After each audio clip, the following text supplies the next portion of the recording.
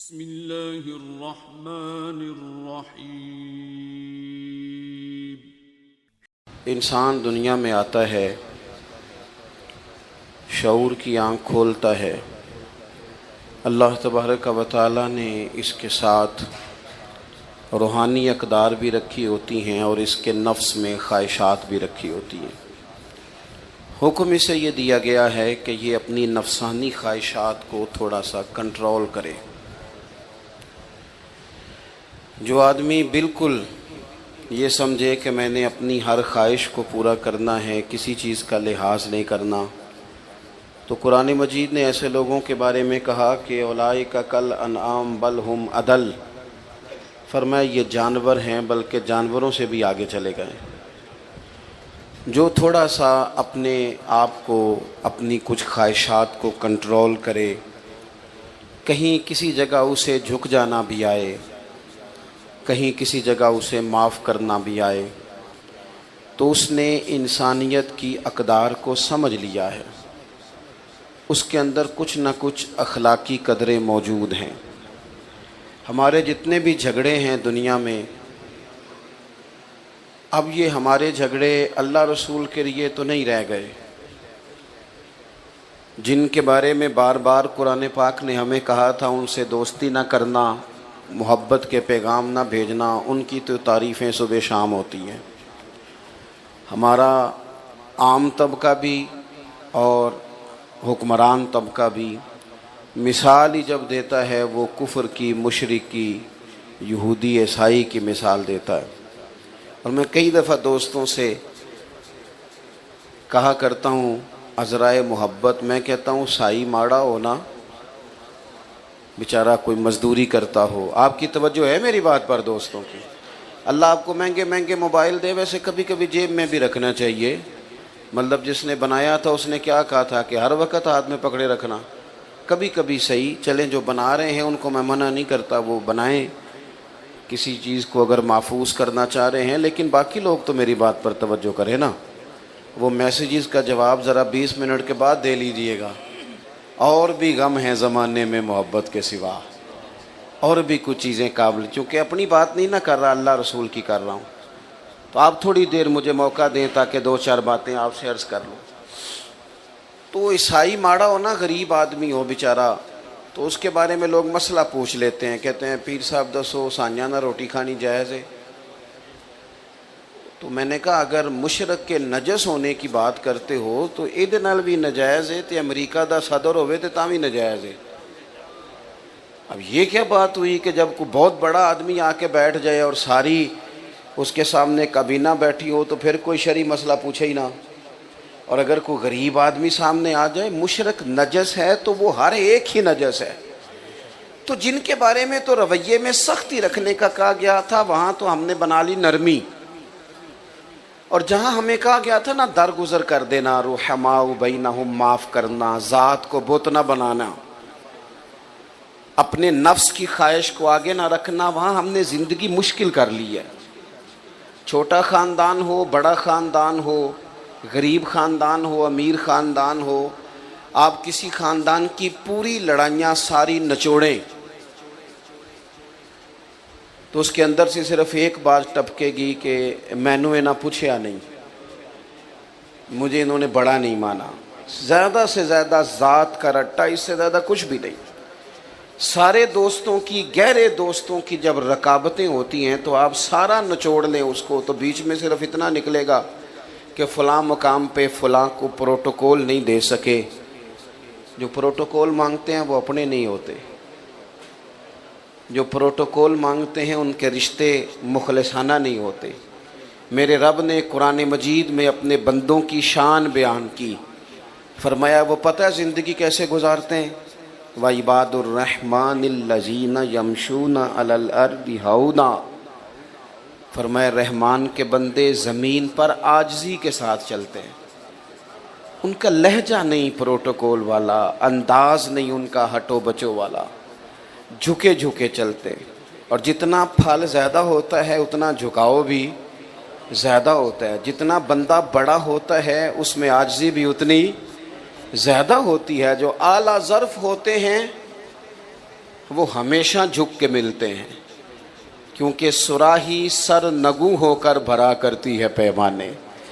جو بندہ جتنا بڑا ہوتا ہے اس کا جھکاؤ اتنا زیادہ ہوتا ہے، تو اگر اس کی گردن میں سریا زیادہ ہے تو اس کا مطلب ہے بڑا نہیں ہے، ابھی اس کو بڑا ہونے میں وقت لگے گا۔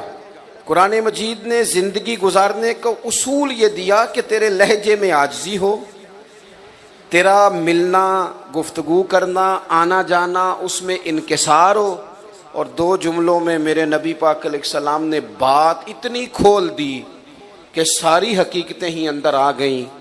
محبوب فرمانے لگے تو رب کی رضا کے لیے عاجزی کر۔ حضور فرماتے ہیں، یہ ترمذی میں موجود ہے، فرمایا تو اللہ کی رضا کے لیے جھک جا، رب تجھے عزتیں عطا فرما دے گا۔ عزت اس بات میں ہے کہ تیرے اندر جھکاؤ کتنا زیادہ ہے، عزت اس بات میں۔ ہمارے ہاں بعض لوگوں کا یہ خیال ہوتا ہے کہ عزت شاید کپڑوں کا نام ہے یا گاڑیوں کا نام ہے یا بنگلوں کا نام ہے، حالانکہ میں نے اپنی چھوٹی سی زندگی میں یہ دیکھا ہے کہ کھرب پتی بھی بندہ ہو نا، لیکن اگر لوگوں کو شک پڑ جائے نا پیسہ جائز نہیں، تو اپنے لوگ بھی کہہ رہتے ہیں کہ مجھے پتہ ہے کیسے آگے گیا ہے، لیکن بندہ کھرا ہو، سچا ہو اور چھوٹا صاف سر ہو اور ٹوٹی کرسی پہ بیٹھتا ہو تو بڑا مہنگا آدمی بھی دروازے پہ کھڑا ہو کے کہتا ہے یار بندہ بڑا کھرا ہے، نہ سفارش سنتا ہے نہ رشوت لیتا ہے۔ تو اس کا مطلب ہے روب کپڑوں کا نہیں ہوتا، روب تو بندے کے کردار کا ہوتا ہے۔ دوستو، الجھاؤ نہیں، جھگڑا نہیں، ذات کا پروٹوکول نہیں، خدا را مصیبت بن جاتی ہے سسر کو جب داماد کا فون آتا ہے کہ میں آ رہا ہوں۔ میں ان غریبوں کو بھی جانتا ہوں جو ادھار قرضہ لے کے پروٹوکول کا بندوبست کرتے ہیں۔ ہماری طبیعتیں لوگوں کے لیے مصیبت بن گئی ہیں، ہمارا مزاج حاوی ہو گیا ہے۔ ہم تو یہاں تھوڑے دن کن فی الدنیا کا انکا غریب او عابر سبیل، حضور نے فرمایا تھا مسافروں کی طرح رہنا، راہگیروں کی طرح دنیا میں وقت گزارنا۔ کبھی دیکھا ہے آپ نے ایئرپورٹ پہ آپ سب سے پہلے بھی بولڈنگ کرا کے چلے جائیں ویٹنگ روم میں، اور سب سے پہلے بھی بیگ آپ رکھ دیں، لیکن اگر کوئی بندہ آ جائے نا اپنی آپ کی جگہ پہ بیٹھ جائے تو آپ جھگڑا نہیں کرتے، کیوں؟ آپ کو پتہ ہے میں مسافر ہوں، فلائٹ آئی اور میں گیا۔ کبھی دیکھا ہے ریلوے اسٹیشن پہ لوگ کہتے ہیں یہ جگہ میں نے خریدنی ہے، یہاں روز کھڑے ہونا پڑتا ہے، پتہ ہے میں مسافر ہوں، ٹرین آئی اور میں۔ بس اسٹاپ پہ لوگ زمینیں نہیں خریدتے، جھگڑے نہیں بناتے، کیونکہ انہیں پتہ ہے کہ گاڑی آئی اور میں۔ اور درویش نے کہا تھا جتن جتن تے ہر کوئی کھیڈے، اوے کدے ہارن بھی کھیڈ فقیرا، جتن دا مل کوڈی پیندا ہی ہارن دا مل ہیرا۔ کبھی بندہ ہارنا بھی سیکھ جائے، دو قدم پیچھے بھی ہٹے، کبھی وہ کہے میں کوئی نہیں باقی سارے ہیں، یہ والی بھی تو کبھی زندگی ہونی چاہیے۔ فرمایا رحمان کے بندے عاجزی سے چلتے ہیں، وَإِذَا خَاطَبَهُمُ الْجَاهِلُونَ قَالُوا سَلَامًا، اور اگر کوئی ان سے الجھنا چاہے، بحث کرنا چاہے، لڑائی کرنا چاہے، تو رب کے بندوں کی شان یہ ہے کہ وَإِذَا خَاطَبَهُمُ الْجَاهِلُونَ قَالُوا سَلَامًا، اگر جاہل ان سے جھگڑا کریں تو وہ سلام کر کے گزر جاتے ہیں۔ ہر بندے سے الجھ جانا، ہر بندے سے ہی بحث کرنا، ہر جگہ ہی اپنا مزاج اس طرح کا بنا لینا کہ جو میں کہتا ہوں وہی قبول کرو ہر جگہ۔ وہ عارف رومی فرماتے ہیں ایک دن نا مثال دیتے ہیں سمجھانے کے لیے، کہتے ہیں ایک دن گدھے اور گھوڑے کی بحث ہو گئی تھی۔ کس کی جی؟ گھوڑا کہتا تھا آسمان کا رنگ نیلا ہے، گدھا کہتا تھا نہیں کالا ہے۔ کئی گھنٹے بحث ہوتی رہی، بالآخر رزلٹ یہ نکلا کہ شیر کے پاس فیصلہ لے جاتے ہیں، جنگل کا بادشاہ ہے۔ شیر کے پاس فیصلہ گیا تو گھوڑے نے جاتے ہی پوچھا بادشاہ سلامت، آسمان کا رنگ کیا ہے؟ اس نے کہا بھائی تو صاف سی بات ہے نیلا رنگ ہے۔ تو کہنے لگے میں کہتا ہوں نیلا ہے اور یہ گدھا کہتا ہے کالا ہے، اور صبح سے میرے ساتھ بحث کر رہا ہے۔ کہنے لگے کتنے گھنٹے بحث ہوئی؟ انہوں نے کہا جی سارا دن ہوتی رہی۔ تو شیر کہنے لگا گھوڑے کی بات بھی درست ہے اور گھوڑے کو عمر قید کی سزا بھی ہے۔ گھوڑا کہنے لگا بات بھی میری ٹھیک ہے اور مجھے عمر قید کی سزا مانا۔ کہنے لگا بات اس بات پر سزا نہیں کہ تمہاری بات غلط ہے یا ٹھیک ہے، سزا اس بات پہ ہے کہ تم نے گدھے سے ہی بحث شروع کر دی ہے. میرا دماغ نہیں کام کرتا. کس سے بحث کر رہے ہو تم؟ کس سے؟ اور جس ملک میں اور آپ رہتے ہیں یہاں تو لوگوں کو جو کام آتا ہے وہ بحث کرنے کا ہے. ہمارے چونکہ چینل زیادہ ہیں، خبریں تھوڑی ہیں، تو 4 لوگ رات کو مختلف پارٹیوں کے بٹھائے جاتے ہیں تاکہ قوم کو پوری طرح تقسیم کیا جائے. پوری طرح 4 مختلف لوگوں کی رائے لو، جتنا جھگڑا زیادہ ہوگا اتنا پروگرام زیادہ دیکھا جائے گا، تاکہ قوم زیادہ سے زیادہ تقسیم ہو، الجھاؤ ہو. ہر جگہ بحث ہوگی، کوئی ایک بیانیہ تو ہو جانا چاہیے ایک جیسا. ہر جگہ بحث. نکل آئیں، الجھاؤ نہ زندگی میں پیدا کریں. اتنی ٹانگیں نہیں ہمیں پھیلانی چاہیے کہ جاتی دفعہ بندہ اکٹھی کرنا چاہے تو پھر اس سے اکٹھی نہ ہو سکے. اتنے جھگڑے بندہ کر لے زندگی میں کہ وہ جاتی دفعہ معافیاں بھی لینا چاہے تو اسے معافیاں بھی میسر کہاں کہاں جائے معافیاں لینے. کچھ تھوڑا سا نا انسان کو کہیں درگزر کہیں چھوڑ دینی چاہیے بحث. حضرت عمر بن عبدالعزیز بادشاہ تھے، اور آج کل تو جمہوری حکمران ہوتے ہیں نا، 4 ٹانگیں کرسی کی ہوتی ہیں تو ایک نہ ایک کامتی رہتی ہے.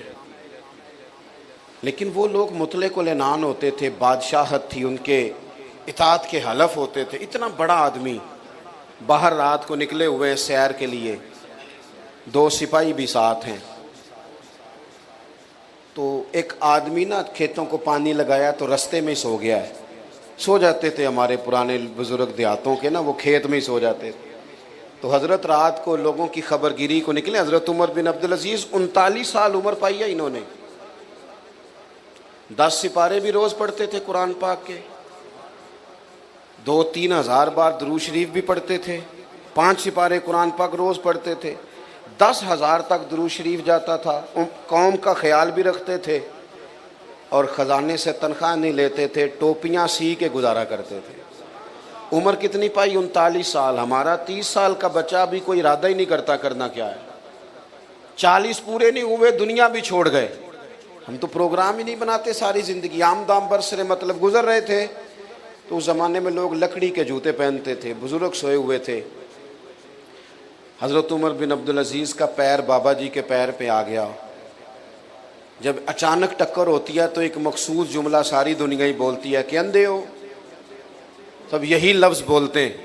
تو اس بزرگ نے بھی یہی جملے کے کہا، حل انتم الاعمى، کیا آپ اندھے ہیں؟ اب کسی جگہ پہ اگر آپ نے الجھاؤ پیدا کرنا ہے کہ وہ مجھے کہہ دیا، تو مینوں جانتا ہی نہیں، تینوں میرا پتہ ہی نہیں، تو پنڈوں آ کے پوچھی سڑک تو تینوں بندہ گھر چھڈ کے آئے گا. او پئیاں دس دیاں قبراں جنہاں تے پھل پئے، ادھروں کوئی بھی نہیں آمدا تے ادھروں لکھاں گئے. کہا جناب پیر پہ پیر آیا تو آپ اندھے ہیں. اب یہاں تو بندہ جناب اڑ جائے کہ مجھے کہہ دیا، اور یہاں پھر معاف کر جائے. حضرت عمر بن عبدالعزیز بس یہی موقع ہوتا ہے فوراً ہنس پڑے اور ہنس کے کہنے لگے نہیں مجھے نظر آتا ہے. بس سوال کا جواب ہو گیا. وہ جو کیتلی ہوتی ہے وہ چائے سے ہمیشہ زیادہ گرم ہوتی ہے. وہ جو 7 گن مین تھے نا، انہوں نے تلواریں نکال لی. اور تمہیں کیا ہوا؟ کہنے لگے اس نے گستاخی کی ہے، گردن اڑائیں گے. اب فرمانے لگے بابے نے تو کوئی گستاخی نہیں کہا. حضور آپ کو اندھا کہا ہے. اس لیے شیخ سعدی فرمایا کرتے تھے لکڑی کو گھن کھا جاتی ہے اور بڑے لوگوں کو خوشامد کھا جاتی ہے. خوشامدیوں سے کبھی مشورہ نہیں لینا چاہیے، غیر جانبدار آدمی سے رائے لے.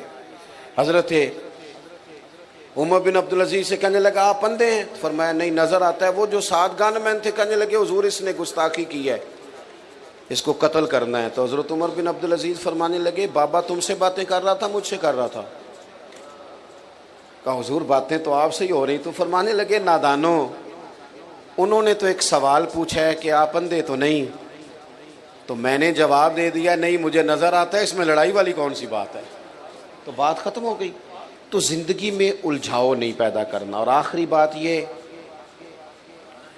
کہ والذین یبیتون لربہم سجدا وقیاما، دن اس طرح گزاریں کہ عاجزی سے، اور رب کہتا ہے رات میرے بندوں کی سجدے میں گزرتی ہے یا قیام میں گزرتی ہے. ڈپریشن کے، ٹینشن کے، ذہنی دباؤ کے مریض تیزی سے بڑھ رہے ہیں ملک میں. اور بڑے بڑے مہنگے جا کے وہ موٹیویشنل اسپیکر سے سبق پڑھتے ہیں، وہ کہتا ہے مراقبہ کرو، یہ کرو، وہ کرو۔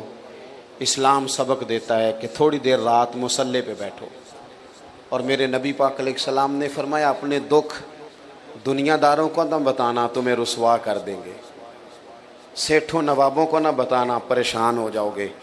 فرمایا اپنے دکھ اپنے رب کو بتانا، جلدی کرے یا دیر سے کرے اللہ تمہیں سب لوگوں سے بے نیاز کر دے گا۔ جس طرح آپ کے موبائل کو چارجر کی ضرورت ہے، اسی طرح روح اور دل کو مصلی کی ضرورت ہے۔ اپنی عبادت میں کبھی کمی نہ کریں، یہ بند کر کے موبائل 5 منٹ بیٹھے لمبی لمبی دعائیں مانگے۔ کافر ساری رات بدر کی صفیں سیدھی کراتے رہے اور اللہ کے رسول ساری رات مصلی پہ بیٹھے رہے، ساری رات حضور نے دعا مانگی۔ حضرت صدیق کہتے ہیں ساری رات رب کو منایا، تو صبح پھر پیغام آ گیا وَلَقَدْ نَصَرَكُمُ اللَّهُ بِبَدْرٍ وَأَنْتُمْ أَذِلَّةٌ۔ فرمایا یہ جو تمہیں کامیابی ملی ہے یہ رب کی مدد کی وجہ سے ملی ہے۔ اللہ جائے تو ساری چیزیں ٹھیک ہو جاتی ہیں، اور اگر مدد الہی نہ ہو تو انسان پیچھے رہ جاتا ہے۔ اللہ تعالی ہم سب کو عمل کی توفیق عطا فرمائے۔ آخر دعوانا ان الحمد للہ رب العالمین۔